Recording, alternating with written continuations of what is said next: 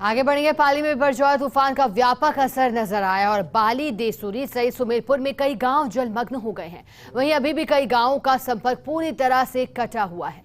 2 दिन पहले आई तेज बारिश से जनजीवन अस्त व्यस्त हो गया। इसके साथ ही ग्रामीण प्रशासन से उम्मीद लगाए राहत का इंतजार कर रहे हैं। फर्स्ट इंडिया न्यूज संवाददाता शिव प्रकाश पुरोहित ने ग्राउंड जीरो पर पहुंचकर हालात का जायजा लिया।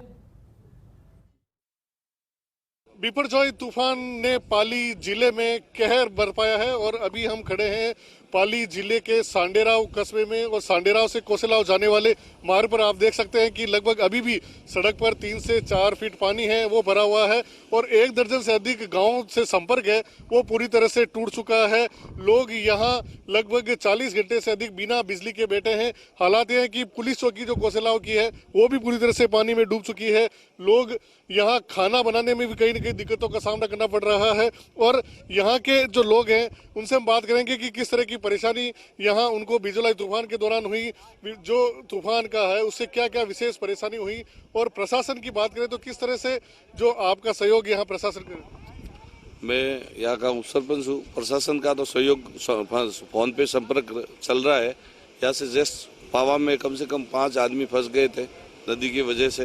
प्रशासन ने उनको भी निकाला और ये जो पानी है गवई तालाब का ओवरफ्लो है और यहाँ में ज़्यादा ही काम के लिए आना जाने की प्रॉब्लम होती है और पानी की वजह से मतलब गाड़ी वाड़ी निकल नहीं सकती है, तो काफ़ी मतलब प्रॉब्लम का सामना करना पड़ता है। देखिए, लोगों की जो दैनिक दिनचर्या है वो प्रभावित हुई है। आने जाने के जो साधन है वो पूरी तरह से बंद है। लोगों का संपर्क कट चुका है। दैनिक मजदूरी पर नहीं जा पा रहे हैं, बिजली नहीं है, मोबाइल कनेक्टिविटी खत्म हो चुकी है। कहीं न कहीं इन विपरीत परिस्थितियों में भी यहाँ के लोग फिलहाल जो इस तूफान के बाद का स्थितियों का सामना कर रहे हैं और अभी भी उम्मीद लगाए बैठे हैं कि जिस मुस्तैदी के साथ प्रशासन ने अब तक काम किया है आगे भी इसी तरह काम करेगा तो यह जो हालात है वो जल्द सामान्य होंगे। फर्स्ट इंडिया न्यूज के लिए सहयोगी भवानी सिंह और सुभाष जी के साथ शिव प्रकाश पुरोहित। आगे बढ़ेंगे। बिपरजॉय तूफान ने भले ही प्रदेश के कई इलाकों में तबाही का मंजर फैलाया है, लेकिन पाली जिले के मानपुरा गांव के ग्रामीणों के लिए तूफान किसी बड़ी सौगात से कम नहीं है। मानपुरा के हेमावास गांव का बांध पिछले 3 सालों से पूरी तरह से सूखा था, लेकिन इस बार महज 2 दिनों में लगभग 25 फीट पानी की आवक हुई है, जो लगभग भराव क्षमता के नजदीक पहुंच चुका है। इससे 14 गांव के किसान लाभान्वित होंगे। इसके साथ ही किसानों का कहना है कि बांध में पानी की आवक उनके लिए राहत की बात है। इस बांध से पाली शहर में पेयजल की भी आपूर्ति होगी। इस दौरान हेमावास बांध का जायजा लिया हमारे सहयोगी शिव प्रकाश पुरोहित ने।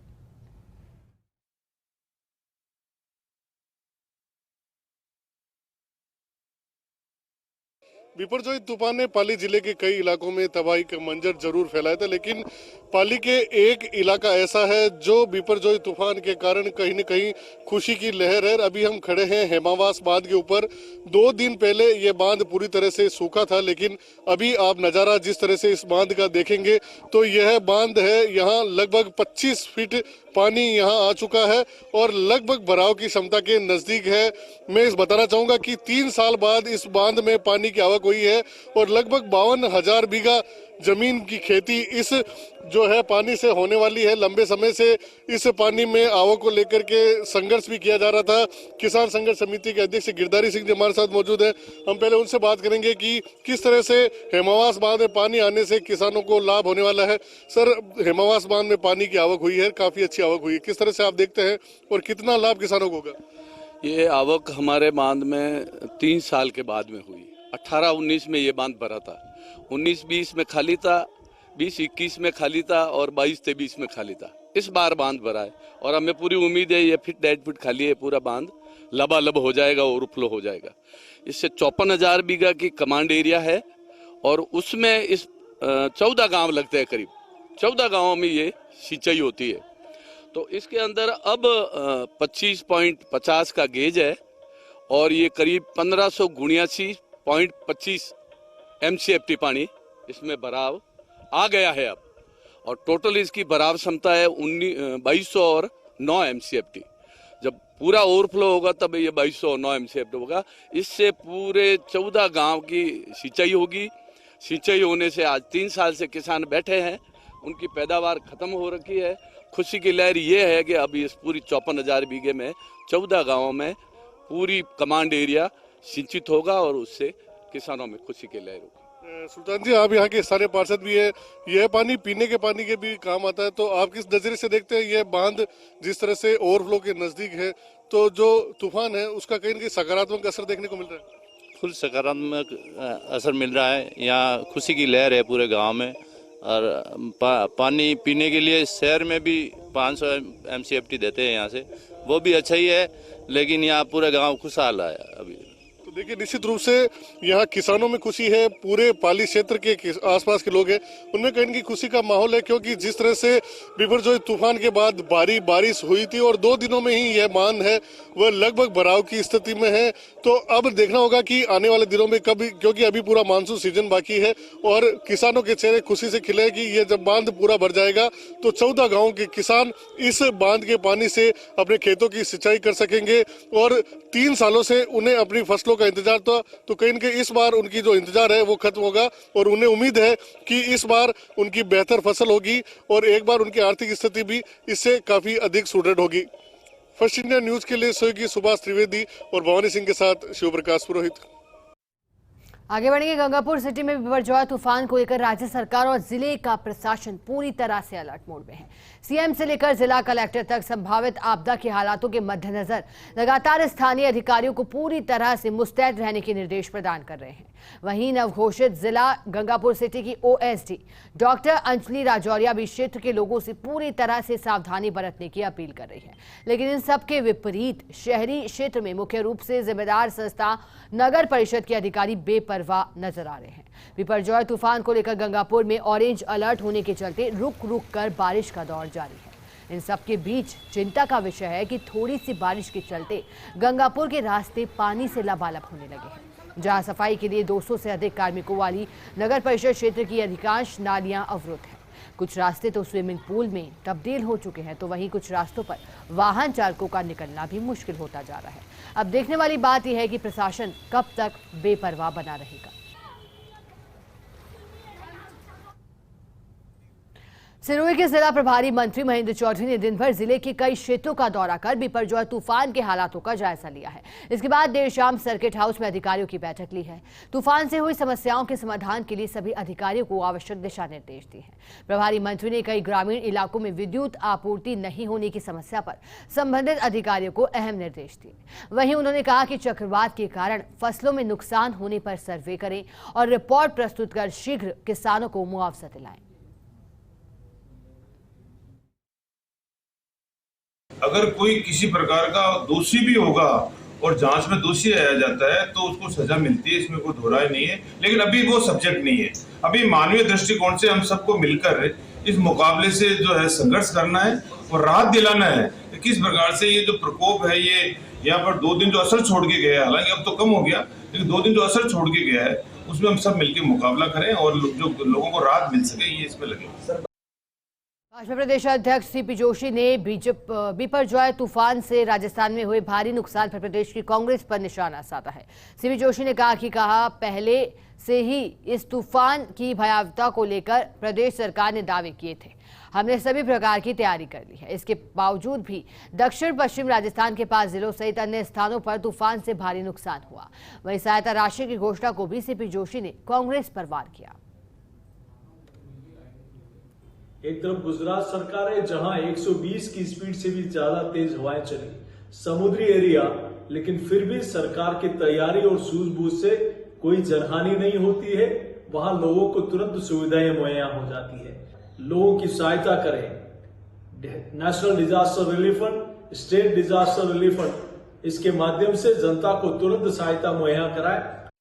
राजस्थान यूनिवर्सिटी और संगठक कॉलेजों के साथ सभी एफिलिएटेड कॉलेजों में अब सेमेस्टर प्रणाली लागू होगी। स्पेशल एकेडमिक काउंसिल की बैठक में इस एजेंडे को मंजूरी दी गई है। कुलपति राजीव जैन की अध्यक्षता में करीब 2 घंटे चली बैठक में निर्णय लिया गया।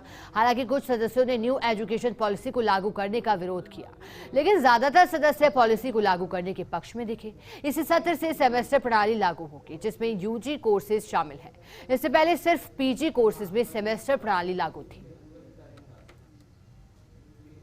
उदयपुर के आराध्य देव भगवान जगदीश मंगलवार को नगर भ्रमण पर निकलेंगे। भक्त और भगवान के बीच इस अनूठे दृश्य को अद्भुत बनाने के लिए जगन्नाथ रथ यात्रा समिति और जिला प्रशासन जोर शोर से तैयारियों में जुट रहा है। तैयारियों को अंतिम रूप देते हुए उदयपुर एसपी भुवन भूषण और जिला कलेक्टर ताराचंद मीणा सहित प्रशासनिक अधिकारियों ने रथ यात्रा की रूट का पैदल मार्च किया।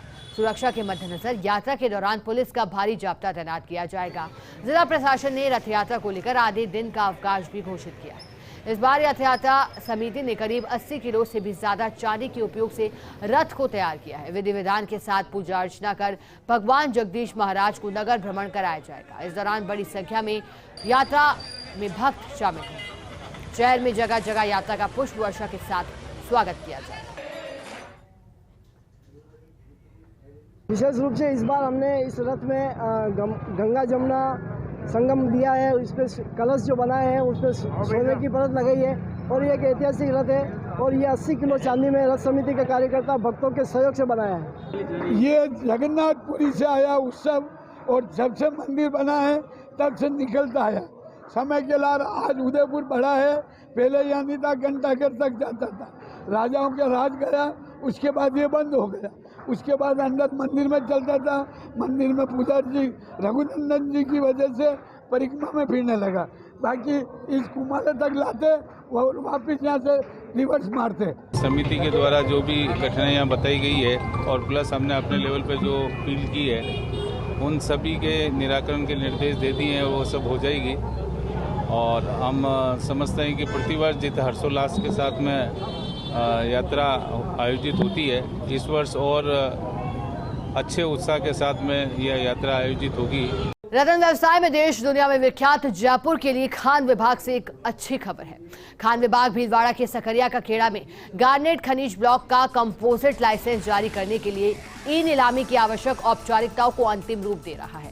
एसीएस माइंस वीनू गुप्ता ने बताया कि इसके साथ ही टोंक, अजमेर और भीलवाड़ा में गार्नेट खनिज भंडारों की उपलब्धता, गुणवत्ता और संभावित डिपॉजिट के आकलन के लिए विभाग या RSMET के माध्यम से अगले स्तर का एक्सप्लोरेशन करवाया जाएगा।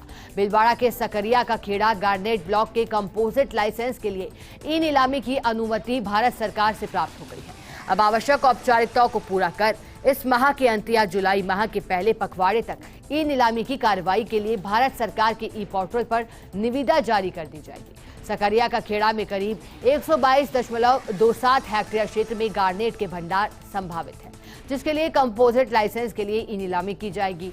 टोंक में देवरी के आसपास, अजमेर और भीलवाड़ा में गार्नेट के भंडार के संकेत मिले हैं।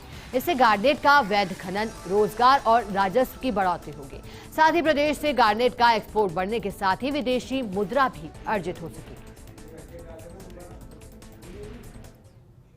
नागौर के मेड़ता में युवा कांग्रेस के तत्वाधान में कांग्रेस नेता राहुल गांधी का जन्मदिन धूमधाम से मनाया गया, जहां युवा कांग्रेस अध्यक्ष सुरेंद्र बापेड़िया ने बताया कि राहुल गांधी के जन्मदिन के मौके पर विभिन्न प्रकार के आयोजित कार्यक्रम किए गए हैं, जिनमें पब्लिक पार्क और चौपाटी में पौधारोपण भी किया गया। वहीं इसके साथ ही कच्ची बस्ती में निवास करने वाले छोटे बच्चों के साथ केक को काटकर मिठाई का वितरण किया गया। इस मौके पर स्थानीय पार्षद जाकिर खान सांखला ने जन कल्याणकारी योजनाओं के बारे में जानकारी दी। खबर अब चित्तौड़गढ़ से है, जहां इनामी तस्कर कमल राणा को CID की क्राइम ब्रांच ने शिरडी से गिरफ्तार कर लिया। 4 साथियों के साथ आरोपी को दबोचा है। कमल राणा पर राजस्थान पुलिस ने 50,000 रुपए और MP पुलिस ने 20,000 रुपए का इनाम घोषित कर रखा था। 1 महीने से पुलिस टीमें तलाश कर रही थी, जो प्रतापगढ़ जिले के बम्बौरी थाना क्षेत्र का रहने वाला है। मर्डर सहित हत्या, लूट, डकैती, हत्या का प्रयास, firing arms act, NDPS act सहित विभिन्न प्रकरणों में 36 मामले दर्ज हैं। चित्तौड़गढ़, प्रतापगढ़, बाड़मेर, पाली, उदयपुर, सिरोही के कई जिले में प्रकरण दर्ज हैं। मध्य प्रदेश के भी कई जिलों में कमल राणा के खिलाफ प्रकरण दर्ज है। अतिरिक्त महानिदेशक पुलिस CID अपराध दिनेश MN के निर्देश में कार्रवाई को अंजाम दिया गया। अतिरिक्त पुलिस अधीक्षक आशाराम चौधरी के सुपरविजन में कार्रवाई की गई है। वहीं गिरफ्तारी में head constable Mahavir Singh, constable Ramesh की महत्वपूर्ण भूमिका रही है।